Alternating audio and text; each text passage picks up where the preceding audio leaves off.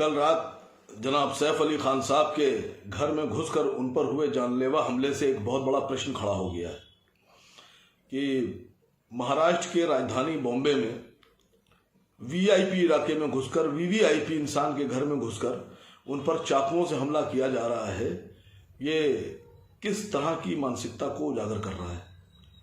कहीं ऐसा तो नहीं है कि सैफ अली खान साहब के खिलाफ अभी जो कुमार विश्वास साहब ने एक नफरती भाषण दिया था, कहीं कोई व्यक्ति, कोई आपराधिक व्यक्ति कुमार विश्वास से प्रेरित होकर, उनके नफरती भाषण से प्रेरित होकर, कहीं ऐसा तो नहीं है कि उसने सैफ अली खान साहब पे हमला किया है?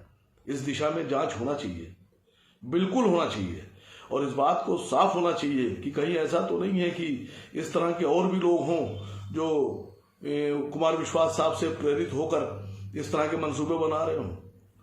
क्योंकि अभी कुछ दिन पहले ही उनका एक भाषण आया उनके बेटे को लेकर, सैफ अली खान साहब को लेकर और उनके बेटे को लेकर। अभी कुमार विश्वास साहब का एक भाषण बहुत वायरल हुआ।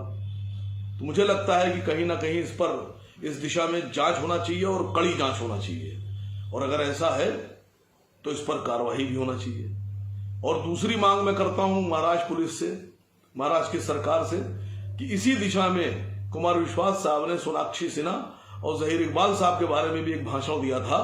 वो भी एक नफरती भाषण ही कहलाता है।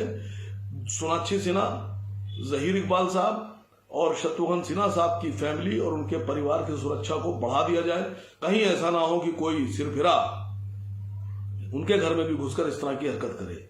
और फिर से मैं महाराष्ट्र पुलिस से कह रहा हूं कि इस दिशा में बिल्कुल जांच कीजिए कि कहीं ये सिरफिरा किसी भाषण से प्रेरित होकर तो उसने कहीं ये हमले को अंजाम नहीं दिया है।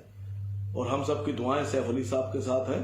अल्लाह उनको जल्द से जल्द ठीक कर दे और वो फिर से हमारे आपके बीच में आए।